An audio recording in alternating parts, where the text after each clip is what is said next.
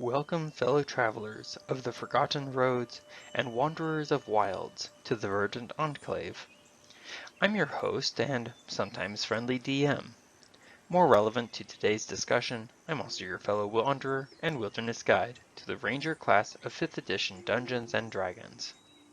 When Rangers reach level 8, they get two things, an ability score increase and Land's Stride.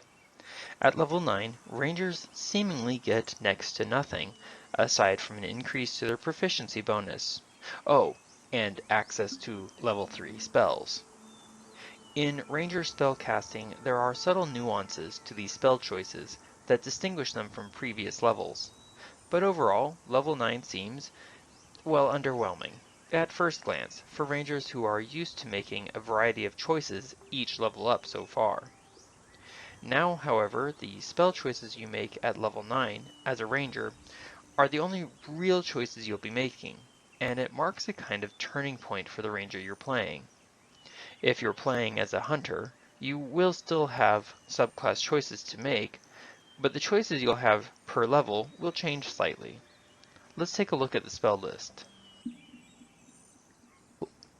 Like the first and second spell levels, third level spells have a majority of utility spells rather than defensive or offensive spells. The one exception I can think of is Wind Wall, which can cause damage depending on where you place it and depending on what you're facing, has defensive applications. But since it has components of both, I included it on the utility list since it can be applied to a variety of situations beyond just damaging or shielding. In general, especially as a ranger, I actually like the fact that rangers get a majority of utility spells. And while a well-timed, well-placed fireball is always fantastic, my preference is for small effects that have long-lasting, constantly returning dividends, like the first level Longstrider. While a 10-foot bonus really doesn't sound like much, the fact that it does not require concentration and lasts an hour makes it one of my favorite spells for rangers. The fact that it can be upcast efficiently is just icing on the cake. Now I will say that many of the utility spells of 3rd level are a little more situational than previous levels. Water Walk and Water Breathing are great if you're adventuring near water. Speak with Animals can sometimes get you great intel or allies if there's animals to use it on. Conjure Animals is fun if there is room enough to summon all of the creatures you want or the size of creatures you want. Daylight gives you basically an overpowered mobile flashlight, useful for moving through darkness in order to dispel it and better see your enemies. Similarly, Plant Growth has both roleplay opportunity, which only matters if you want to roleplay those scenarios, and tactical options, but only if there's plant life available. Interestingly, the same can be said of the defensive spells. Non-detection is only useful if you're dealing with enemies who are using divination magic against you and your party, and protection from energy works best if you have an idea of what energy you'll be dealing with.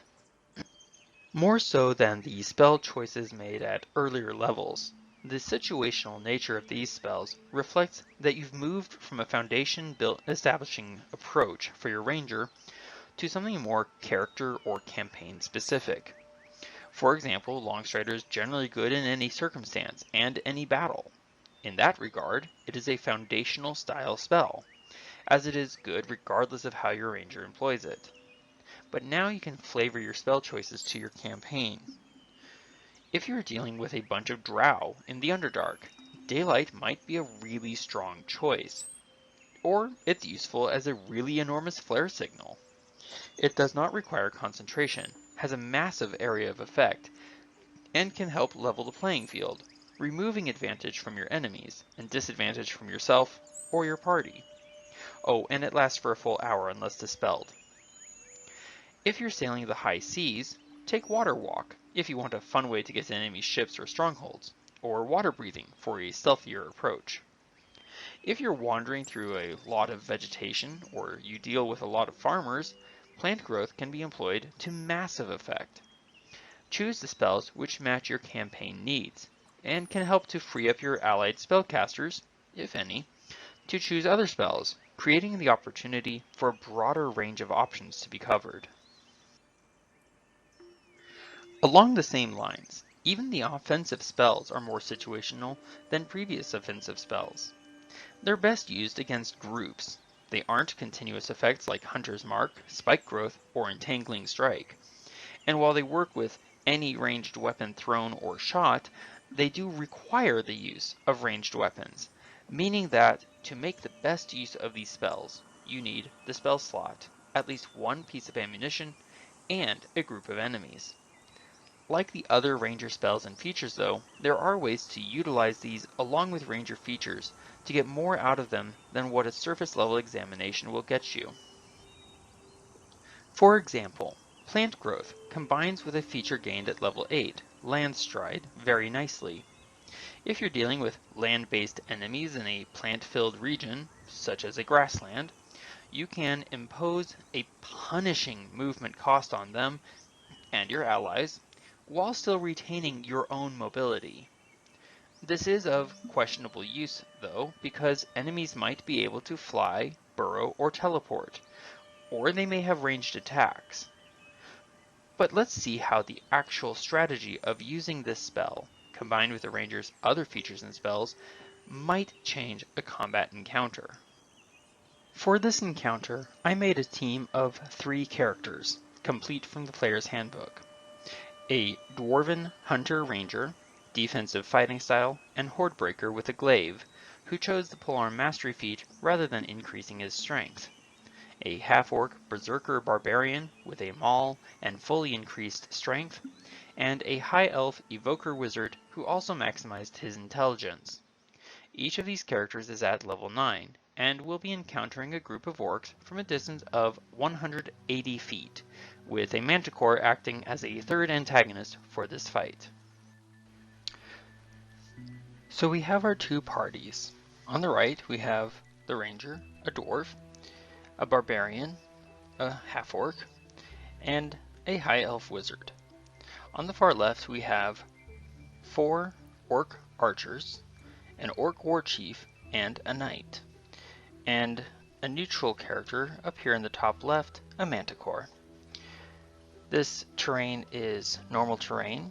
There's no extraordinary weather or other circumstances that might cause complications. This is a pretty straightforward combat encounter.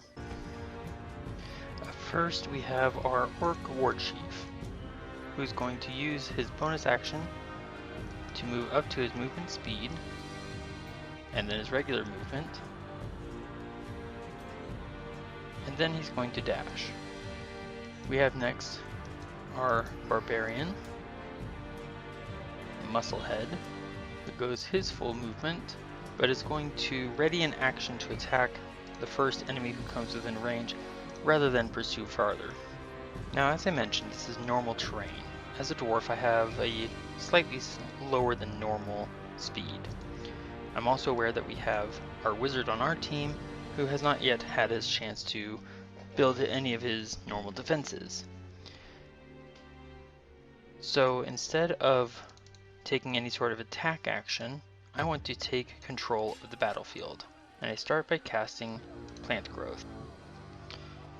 The white circle indicates the area of effect that Plant Growth has. Now I've designated a yellow line to indicate a path of normal movement for the Barbarian. You'll notice that it stops short of the Orc War Chief. This gives my Barbarian ally more freedom of movement while restricting what the Orc can do. Having cast my spell, I will now move further up my full movement speed. Fortunately, this is not a concentration spell, so if I take damage, I don't have to worry too much.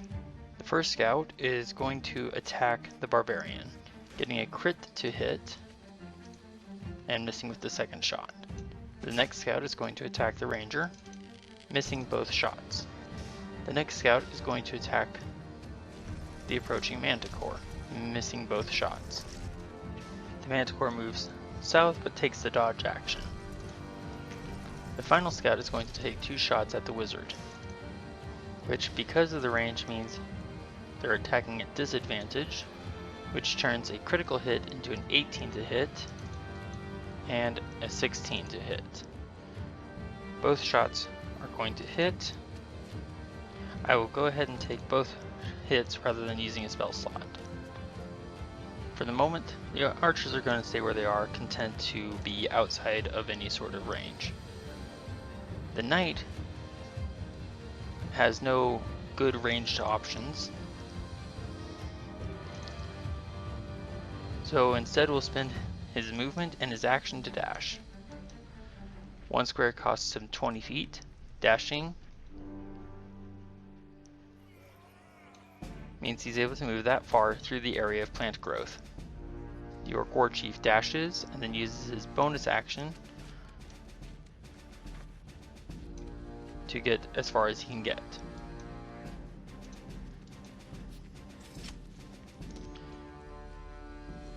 Musclehead, the Barbarian, will move to the end of his free range of movement. He's going to go ahead and use a bonus action to rage and throw a javelin at the approaching Orc War Chief, getting a crit.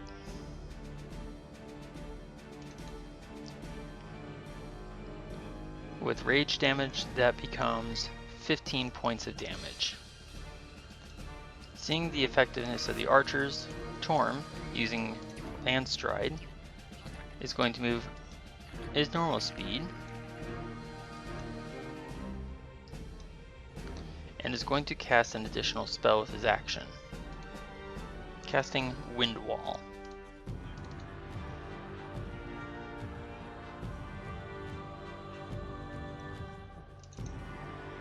Requiring a strength saving throw from the knight. The knight succeeds, but takes half damage from the spell. So he takes 6 points of damage. Now, however, the archers are not able to shoot anyone past that wind wall, because arrows, bolts, and other ordinary projectiles launched at targets behind the wall, such as my party, are deflected upward and automatically miss. So that was my movement and my next spell.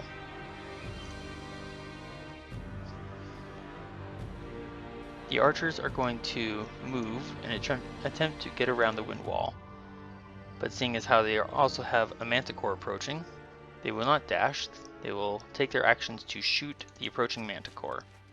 The first scout hits for 2 shots, dealing 8 points of damage. The second scout hits twice for 10 damage. The next scout shoots twice, hitting twice for a total of 13. The manticore, still flying through the air, is going to launch 3 separate tail spikes. The first scout is going to take 7 damage. And I just realized that somehow I missed rolling for the wizard. Interesting that.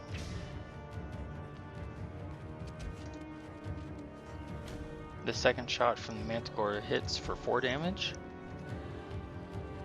And the third shot hits for 5. On his turn, I will allow the wizard to move twice and also to take 2 actions to reflect the 2 lost turns. The fourth and final scout is going to move and take 2 shots at the manticore, hitting once for 7 damage. A bit battered, the knight is now going to dash out of the effect of the wind spell. For his first missed action, Smarty Pants the Wizard will cast Mage Armor. For his second action,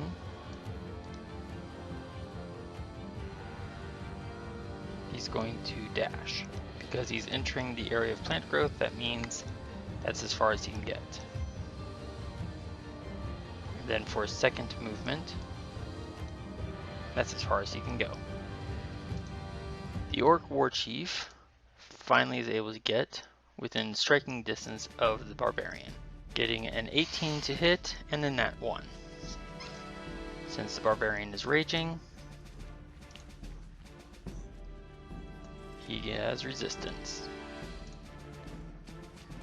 The Barbarian is going to attack twice. With rage damage, that becomes d6 points of damage. Torm, for his part, is going to cast one more spell, Longstrider, and is therefore able to move that far. The scouts are going to attempt to move farther and take shots at the Manticore since they cannot shoot anyone else. That misses for the first shot, but the second shot hits for 8 damage. Both shots are going to hit for 16. The third scout is going to take 2 shots, hitting again twice for 14 points of damage, killing the Manticore.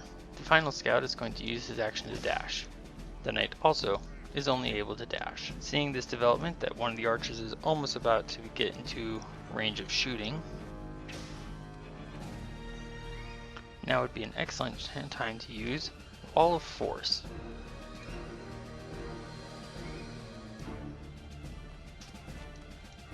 Shoving 2 of the creatures within its circle, roughly.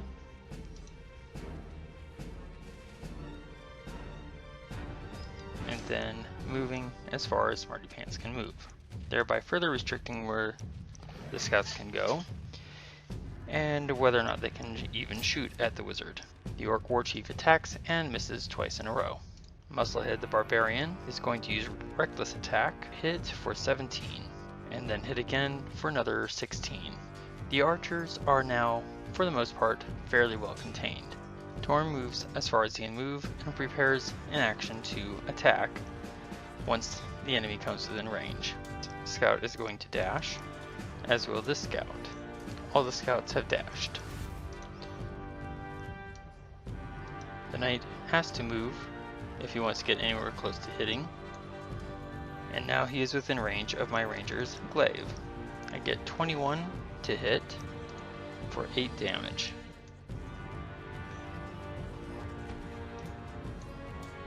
The knight finishes with an action to dash.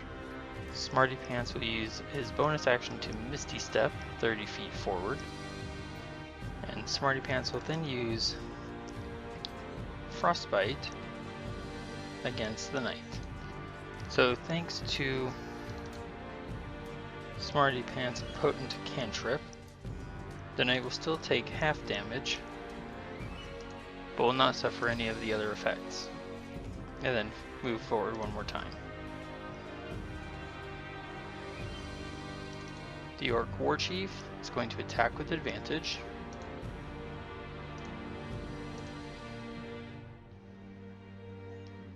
Getting a 15 to hit, which hits for 9 damage, but the second attack misses.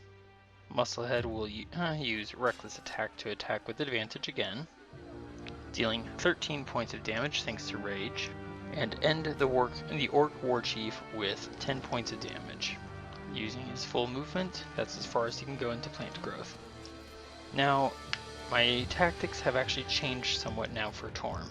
Since I'm aware that my allies are coming up behind me and I'm faced with a single opponent and that there are less dangerous opponents ahead, but more numerous, I'm actually going to take my action to disengage and start menacing the scouts. This fourth scout is going to attack me once as Torm and Smarty Pants with the second attack.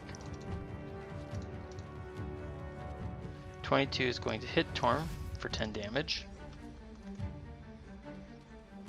requiring a Constitution saving throw, which succeeds and Wind Wall remains. The second shot is going to hit the wizard as a critical hit for 10 damage, since he's also concentrating. The He succeeds his Constitution saving throw. The knight, recognizing a spellcaster and no longer confronted with a ranger, is going to dash towards the wizard. Smarty Pants is going to release Ray of Frost upon the knight, hitting for 9 damage. And the knight's speed is reduced by 10 feet until the start of the wizard's next turn. Having done that, the wizard will now move as far as possible back towards the barbarian, not wanting to be too close to such a dangerous melee opponent. Musclehead dashes to interpose himself. Now Torm is up against 4 individual scouts. There are actually 3 scouts currently within his range. But he's going to step a little further to the north. He still has 3 scouts within range. Torm is going to use his glaive to attack the first scout in front of him, his Hordebreaker to attack the scout immediately to the north, his extra attack to attack the farthest north scout, and then his bonus action from Polearm Mastery to attack the scout in front of him again. The first attack misses.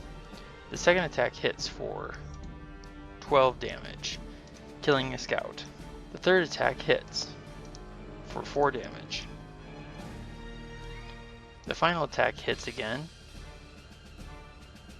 for 13 damage, killing the scout. I have 30 feet of movement remaining, so I'm going to back up a little bit. I want to draw the scouts toward me, though it probably won't work, seeing as how deadly I just proved myself against 2 of their kind. That scout is going to dash, and this scout is also going to dash. Neither of them want to have anything to do with me, and as long as they can keep me going, splitting my attention, that means the less effective I can be against them. Although, I've also now cost them their actions, and so they cannot shoot at my allies. The knight dashes to get up into the barbarian's face, and because the barbarian did not attack last turn or take any damage, his rage has ended. Smarty Pants will launch Magic Missile at first level, dealing 15 points of damage to the knight, and then take a prudent step back. Seeing as how there's no point in concentrating on the spell anymore though, Smarty Pants will also release the spell. Seeing a badly wounded opponent in front of him, but no one immediately close enough to justify using rage, Musclehead is going to simply attack, getting a 15, which misses against the knight, and then a 26 for 16 damage, killing the knight, and then moving forward 20 feet, or moving forward 10 feet for a cost of 20 feet. Torm will step this way and use the reach of his glaive to attack, getting an 18 to hit, which hits for 11 damage and kills the scout. Having moved only 10 feet out of 35, Torm uses the rest of his movement to get within range, and is going to extra attack and Polearm Master attack. Getting 11 to hit, which misses, and then 13, which hits for 7 points of damage. The scout will attack with his short sword twice, missing on the first shot, but hitting on the second for 6 piercing damage. Torm fails his Constitution saving throw and loses concentration on Windwall. Smarty Pants will use Firebolt against the last standing scout, hitting for 14 damage, killing the scout and ending the combat. So we see a Hordebreaker Ranger utilizing both Landstride, Ranger spells, and the terrain itself to impose battlefield control, deploy damage against an enemy, control where enemies can even attack, or rather the avenues of which they can attack through, and also using Hordebreaker to maximize attack output with their action, and eliminate as many of the lesser enemies as possible, leaving the more dangerous opponents locked down and less effective since they could not move or attack together.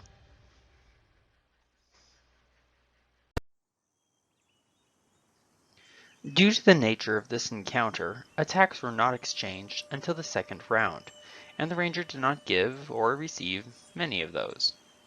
Further, it should be noted that the wizard could certainly have cast a variety of spells to change the nature of the encounter, for example, Fireball. Any combat situation will have a lot of could have moments, changed by the composition of players and characters. For example, is a wizard's player aggressive or more reserved in their spell usage? How long will it be before the wizard recovers their strength? How many combat encounters will there likely be before the next long rest? I bring these questions up, even though they are beyond the scope of the exercise, to acknowledge that this exercise is very limited, and it is meant to be so. This was, after all, meant to demonstrate how the ranger's abilities, spells, and features can be combined to alter a combat encounter, protect their allies, and conserve their resources for other fights and enemies. In this encounter, the ranger changed the battlefield first. Controlling how far enemies could move, while letting allies move more or less unfettered, was of marginal use here, as the enemy had several archers who could ignore the vast expanse of plant growth's effect, and the wizard was the ranger's only good long-range asset, which could be problematic. Wind wall on top of plant growth is what proved to be a tipping point, as it prevented the archers from targeting anything useful with their shots, aside from the manticore, and so they were compelled to deal solely with the manticore, drawing its attention solely to them. By using both plant growth and wind wall, the ranger divided the enemies, so that rather than facing 6 or 7 enemies at once, the ranger's party had only to contend with 2 at first, while the enemy archers could barely move in order to get around the wind wall. Now again, there were a multitude of ways that combat example could have gone down. The purpose of the exercise was not to be comprehensive, but rather to be illustrative of what rangers can do if they don't follow the short-sighted advice to only cast Hunter's Mark. Part of that is, however, that you do need to choose spells that are beneficial for the overall theme of your ranger and the general features of the campaign your ranger is in. Plant growth is great, unless you're facing a lot of flying enemies or ranged enemies or burrowing enemies. Wind wall is great if you are facing long-range archers. Doing these things, using the right spell in the right moment, can make the difference for your party, ease the combat, and conserve your allies' resources, if you choose and use the right spells for the right campaign. As I'm able, I'll make more sample combat encounters to exhibit features, spells, and abilities of the ranger. If you like including other classes and characters, or would prefer to see smaller combat encounters with just the ranger versus enemies, let me know in the comments below. In the meanwhile, while we are taking a small break to handle some real-life issues, I do hope that you'll be joining us again in the Land of the Hunter with Adrian, Thea, and Varen. Thank you so much for watching, and I hope you have a great day.